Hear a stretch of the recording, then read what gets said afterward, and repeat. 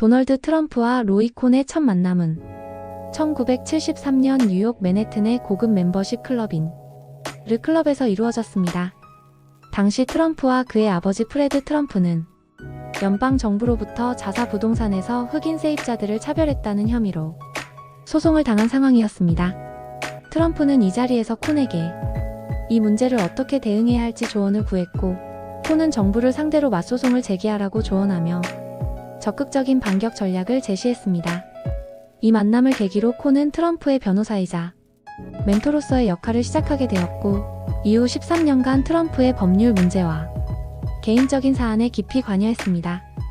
콘은 트럼프에게 법적 분쟁에서 절대 양보하지 말고 항상 공격적인 태도를 취하라고 조언했습니다.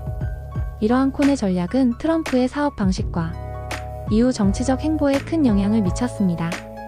콘은 또한 트럼프의 첫 번째 결혼인 이바나 트럼프와의 혼전계약서 작성에도 관여했으며, 두 사람은 하루에 15회에서 20회를 통화할 정도로 긴밀한 관계를 유지했습니다. 트럼프는 콘을 단순한 변호사를 넘어 정치적 파트너이자 전략가로 여겼으며, 콘의 언론 활용 방식과 무자비한 공격성은 트럼프의 이미지 형성과 위기 대응 방식에 큰 영향을 주었습니다. 이러한 관계는 2024년 영화 더 어프렌티스에서도 다뤄졌으며, 트럼프의 초기 사업과 콘과의 관계를 중심으로 한 내용을 담고 있습니다. 트럼프와 콘의 첫 만남은 단순한 법률 상담을 넘어 트럼프의 인생과 경력에 지대한 영향을 끼친 전환점이었습니다. 트럼프가 이런 로이 콘의 전략대로 실제로 이슈의 주도권을 잡았던 몇 가지 사례들을 들어볼게요. 말하라고 압수수색 사건. 사건 배경은 트럼프가 퇴임하면서 대통령 기록물 수십 박스를 플로리다 자택 말하라고로 가져갑니다. 그 안에는 기밀 문서들도 포함되어 있었죠. 미국 법무부와 국립문서관은 계속 돌려달라고 요구했지만 무시되었고, 결국 FBI가 압수수색 감행하게 되죠. 일반 정치인 같으면 조용히 대응했을 상황이지만 트럼프는 SNS에 이렇게 글을 올립니다. My beautiful home 말하라고 is currently under siege. Raided and occupied by a large group of FBI agents. 이것은 정치적 박해이며 마녀사냥의 연장선이다. 그의 전략 포인트는 내가 희생자라는 프레임을 즉시 씌우는 것이었습니다. 진보 진영과 법무부를 정치적 적으로 몰아가며 보수층을 결집시키는 효과를 노렸죠. 압수수색을 법적 위기에서 정치적 무기로 바꾼 셈입니다. 그 결과 해당 사건 후 트럼프 지지자들이 FBI 사무소 앞에서 시위를 하고, 공화당 내에서도 FBI 해체 같은 극단적 주장이 나오거나, 트럼프는 오히려 대선 후보로서 입지를 강화하게 됩니다. 스토미 데니얼스 성추문. 사건 배경은 트럼프가 2006년에 포르노 배우 스토미 데니얼스와 불륜 관계였다는 폭로가 생기고, 2016 대선 직전 마이클 코언이 입막음 명목으로 13만 달러를 지급합니다. 이후 이 자금의 출처와 사용이 선거법 위반 논란으로 번지죠. 트럼프는 초기엔 그런 일 없다고 부인했지만 언론이 집중 보도하자 트럼프는 오히려 언론을 공격하며 프레임을 전환시킵니다. 가짜 뉴스들이 대선에 영향을 주려 한다. 이건 진실이 아니라 마녀사냥이다.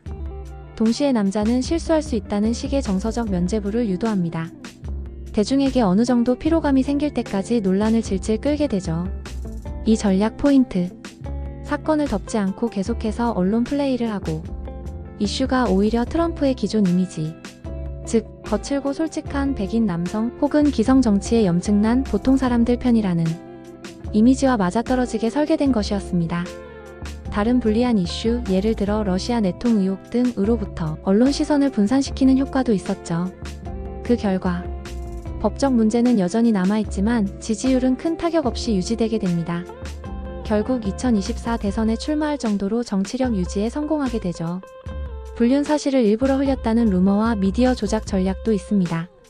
1980년에서 90년대 트럼프는 뉴욕 부동산계의 셀러브리티였습니다. 그는 종종 가짜 이름으로 언론사에 제보 전화를 걸었다고 밝혀졌습니다. 예를 들어 잔 베런이라는 가명을 사용해 자기 자신을 미화하는 인터뷰를 기자에게 제공하기도 했죠. 대표적인 사례로 1990년대 말라 메이플스와의 불륜을 고의로 언론에 흘렸다는 정황이 있습니다. 당시 부인 이바나와 이혼 위기였음에도 오히려 트럼프는 매력적이고 여자가 따라다닌다는 이미지를 강화시키기 위함이었죠. 그는 언론의 주목을 받는 것이 어떤 말이든 존재감을 주는 것이라고 인식했습니다. 사람들이 나를 비난하든 칭찬하든 중요한 건 트럼프라는 이름이 언급된다는 거다. 이런 전략들은 모두 로이 콘의 조언을 뼛속까지 체득한 결과입니다. 로이 콘이 트럼프에게 강조한 3가지 철칙도 다시 한번 소개할게요. 1. 절대 사과하지 마라. 2. 공격받으면 2배로 반격하라. 3. 이슈의 중심에서 절대 벗어나지 마라. 로이 콘은 1927년에 출생하여 변호사 및 정치 브로커로 활동하였고 1986년 에이즈 합병증으로 사망했습니다. 대표 직함으로 조지프 메카시 상원의원의 수석 고문과 트럼프 가문의 개인 변호사로 일했습니다. 로이 콘은 단순한 법률 조언자가 아니라 심리전과 미디어 전략의 마스터였습니다. 그의 주요 전략은 첫째, 공격 또 공격. 즉, 당하면 반격하지 말고 먼저 공격하라. 사실이 중요한 게 아니라 인상이 중요하다고 하였고, 트럼프는 나중에 이렇게 말했죠. 로이 콘은 절대 뒤로 물러서지 않았다. 나도 마찬가지다. 2번째, 절대 사과하지 말 것. 콘은 사과는 약함을 보이는 것이라고 믿었고, 이 철학은 트럼프의 정치 스타일의 핵심이 됩니다. 3번째, 언론은 무기로 써라. 논란이 생기면 피하지 말고 더 큰 이슈를 만들어라. 진실 여부는 부차적인 것이고 이슈 자체가 관심을 끈다는 전략이었습니다. 중요한 건 사실이 아니다. 중요한 건 사람들이 당신 이야기를 하게 만드는 것이다. 이런 전략의 실제 사례를 보면 공공주택 차별 소송 사건에서 트럼프 아버지 회사가 흑인 세입자 거부로 고소당합니다. 로이 콘은 합의하면 졌다고 인정하는 꼴이라며 정면 돌파를 제안하였죠. 반대로 정부를 불공정하다고 맞고소하게 합니다. 결국 타협적 합의로 마무리되었지만 트럼프는 이미지 손실 없이 빠져나오게 되었습니다. 이 사건 이후 트럼프는 로이 콘을 절대 충성하는 전사로 간주하고 각종 사업, 언론 분쟁, 인허가 문제에 그를 데려가게 되었습니다. 그럼 로이 콘은 어떤 인물이었을까요? 로이 콘은 1927년 2월 20일 뉴욕 브롱크스에서 태어났습니다. 본명은 로이 마커스 콘이었습니다. 가문은 부유하고 유대인 엘리트 집안이었습니다. 아버지 엘버트 콘은 뉴욕주 대법원 판사였습니다. 어머니는 로이에게 극도로 집착했고 그는 어릴 때부터 특별한 존재라는 자의식을 가졌습니다. 어린 시절 로이 콘은 머리가 비상하게 좋았고 언변이 뛰어났으며 또래보다 야망이 비정상적으로 컸다고 합니다. 어려서부터 정치, 법률, 권력에 흥미를 보였고 논쟁에서 이기기 위해서라면 수단과 방법을 가리지 않았다고도 합니다. 16세에 컬럼비아 대학교 입학을 하고 20세에 컬럼비아 로스쿨을 졸업합니다. 이건 극도로 빠른 코스였었죠. 그리고 졸업하자마자 연방검찰청에 들어가는데 그 당시 최연소 검사 중 한 명이었습니다. 1951년 소련에 핵기술을 넘긴 혐의로 사형당한 부부인 줄리어스와 에델 로젠버그 부부 간첩 사건에 수사팀으로 참여하게 되는데 로이 콘은 이 사건을 통해 이름을 알리게 됩니다. 그는 이때부터 정의보다는 승리를 중시하는 스타일을 고착화하게 되고 유죄든 무죄든 내가 이기면 된 거다는 철학이 시작됩니다. 메카시와의 만남. 1953년 로이 콘은 상원의원 조지프 메카시의 수석 고문으로 합류하게 됩니다. 악명과 권력의 시대를 맞이하게 되죠. 메카시즘은 냉전시대 공산주의자를 색출한다며 수많은 사람들을 고발 탄압한 운동이었습니다. 로이 콘은 그 핵심 조정자로서 대본 작성자, 전략가로 활동하였습니다. 대표적인 사건으로는 미국 육군과의 청문회가 있었는데 로이 콘이 자기 친구의 병역 특혜를 요구하다 문제가 발생한 사건이었습니다. 그 청문회에서 콘과 메카시는 이미지에 큰 타격을 입고 몰락합니다. 이 시기 로이 콘은 수많은 사람들을 커리어에서 파괴시킨 장본인, 기자, 교수, 공무원, 예술인까지 가짜 혐의로 빨갱이 딱지를 붙였었죠. 그러다 1960년에서 70년대에 메카시 몰락 후 뉴욕으로 돌아와 막강한 변호사 겸 권력 중개인으로 변신합니다. 그의 고객들은 마피아, 대기업, 정치인, 연예인들이었습니다. 즉 마피아 보스 존 고티, 연예인 신디 크로퍼드, 론 펄먼, 그리고 젊은 트럼프였죠. 로이 콘의 법률 전략은 합의보다 전쟁 선호였으며 언론을 이용해 여론 조작을 하고 판사에게 영향력 행사를 하는 등 법은 권력을 가진 자가 이기는 게임이라고 믿었습니다. 심지어 뉴욕에서는 콘에게 잘못 보이면 인생 끝장난다는 말도 있었습니다. 하지만 1980년대 들어서 그의 말년에는 몰락에 이르게 되죠. 1980년대 초 트럼프의 핵심 조력자였으나 로펌 자격 박탈, 세금 포탈, 증인 협박 등 비리로 점점 몰락합니다. 그러다 1986년 에이즈로 사망하게 되는데 그는 끝까지 내가 에이즈 걸렸다는 건 거짓말이라 부인하기도 했죠. 그는 죽기 전까지도 나는 진실보다 승리를 믿는 사람이라고 말했다고 합니다. 하지만 트럼프는 그가 병약해지자 거리를 두었고 결국 장례식에도 한동안 망설였다고 전해집니다. 그의 인생을 키워드로 요약하면 절대 방어하지 말고 공격하라는 철학과 정의는 이기는 자의 것이라는 그만의 정의관, 이슈를 만들면 승산이 생긴다는 언론 전략, 그래서 냉혹한 전략가 혹은 도덕적 죄로 권력 중독자라는 평판을 받았죠. 그나마 트럼프, 배넌, 극우 정치의 정신적 조상이라는 유산을 남겼습니다. 이런 로이 콘은 다크한 면이 있었습니다. 메카시즘 공산주의자 색출 운동의 핵심 조력자, 즉 검증 없는 마녀 사냥을 하였고 부패 혐의, 증인 협박, 증거 조작, 위증교사 등으로 조사를 받았죠. 게다가 정경유착으로 재벌, 마피아, 정치인들과 뒤얽힌 권력 브로커 역할을 하였습니다. 동성애자였지만 공개적으로는 동성애들을 공격하는 자기 부정적 행동으로 이중적인 생활을 하였습니다. 1986년에 에이즈로 사망하면서도 말기까지 그 병을 부정하였죠. 트럼프는 말년에 로이 콘을 멀리하게 됐고 결국 그는 약해졌다는 말을 남기기도 하였습니다. 이것도 로이 콘식 역설이기도 합니다. 약해지는 순간 버림받는다. 정리하면 로이 콘이 트럼프에게 남긴 유산은 공격은 최선의 방어다. 사과하지 마라. 논란을 조장하라. 언론을 무기로 만들어라. 사실보단 인상을 조작하라. 이 철학은 트럼프의 정치뿐만 아니라 현대 정치 커뮤니케이션, 극우 포퓰리즘의 기본 공정에도 영향을 줬다고 분석됩니다. 그럼 어떻게 로이 콘 스타일의 계승과 확산이 이뤄졌는지 볼까요? 첫째, 트럼프는 자기 캠프 내부로 이 전략을 확산합니다.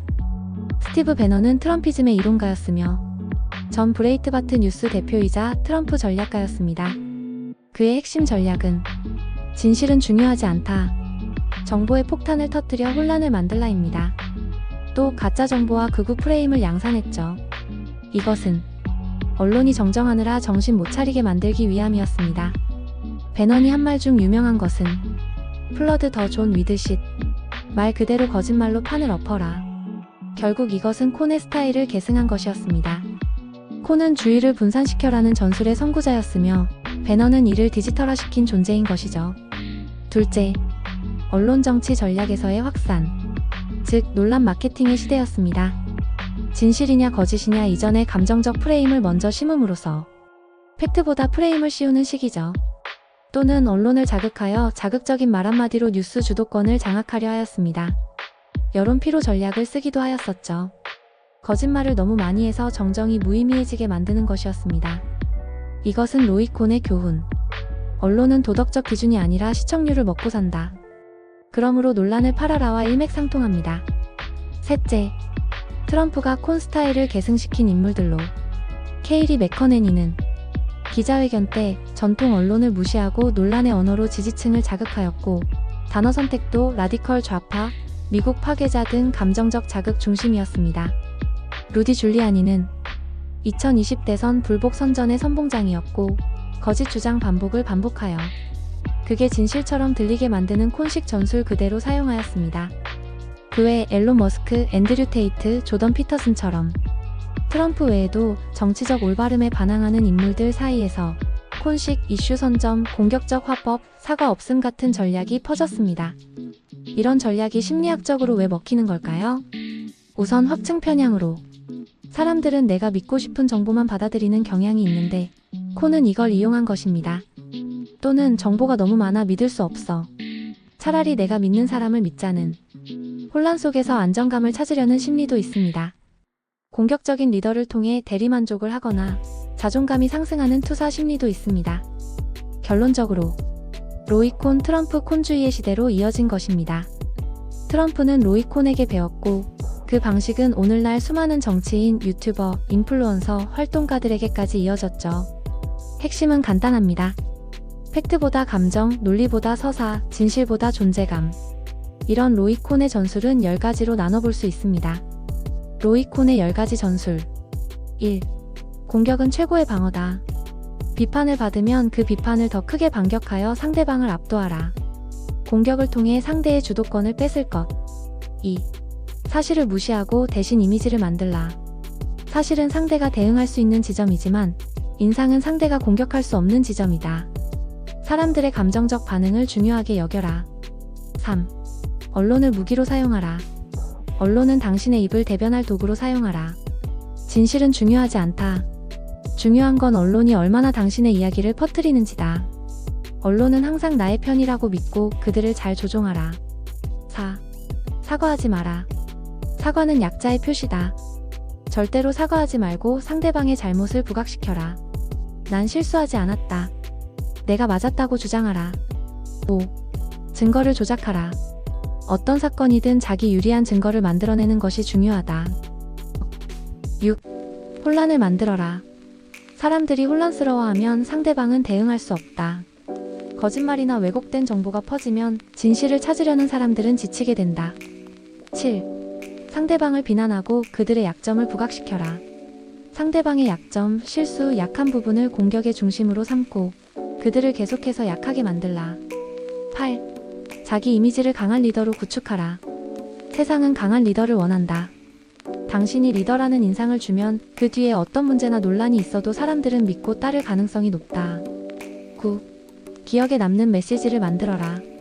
간결하고 강렬한 메시지를 던져라.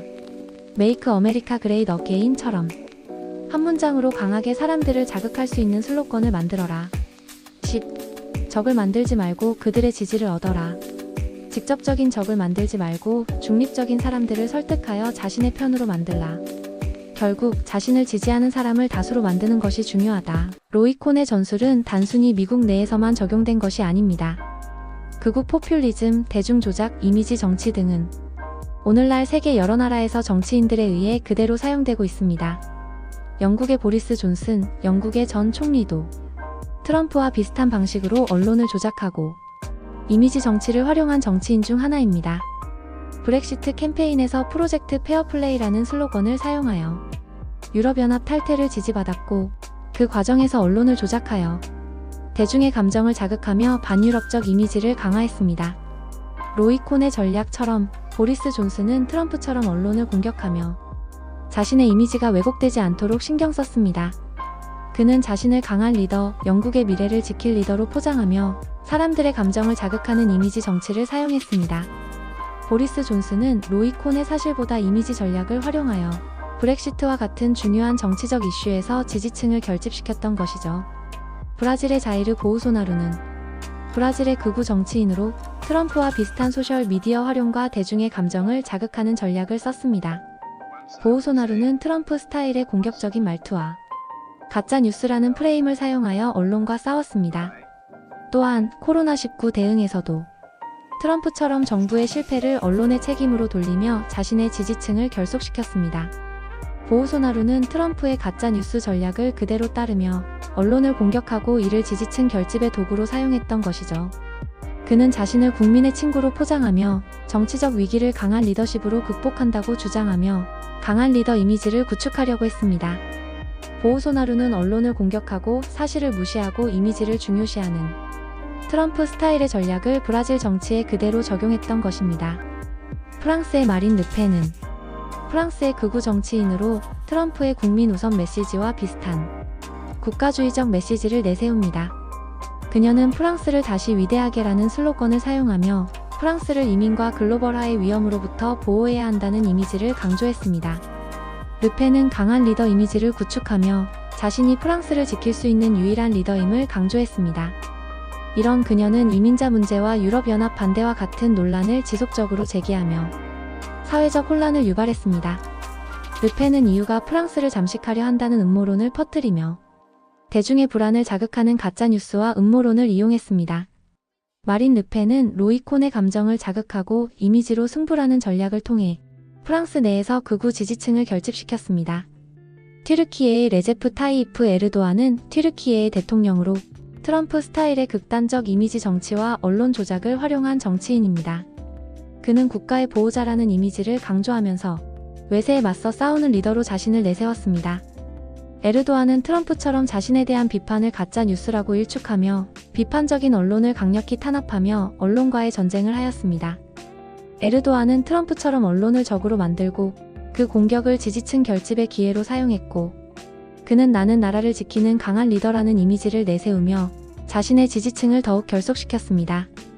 에르도안은 트럼프의 언론 공격, 이미지 강화 전략을 튀르키예 정치에 적용하며 강력한 리더십 이미지를 구축했던 것이죠. 로이 콘의 전략은 전 세계에서 극우 정치인들에게 영향을 미쳤고, 트럼프 지지층은 감정적으로 결속되며 강한 리더를 따르는 성향이 있습니다.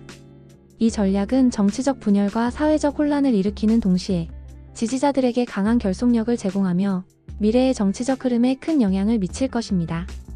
우리가 처음 봤었던 트럼프는 돈키호테처럼 그냥 엉뚱하고 막말을 아무렇지도 않게 내비치는 한 번도 본 적 없는 스타일의 정치인이자 쇼맨십 강한 4차원적 인물로만 여겨졌었지만, 사실 그는 로이 콘의 치밀한 전략대로 말과 행동을 해왔던 것이었고, 그의 인생에서 결과로 증명되었던 그 전략을 믿으며 지금도 로이 콘 전략을 실행하고 있는 것입니다.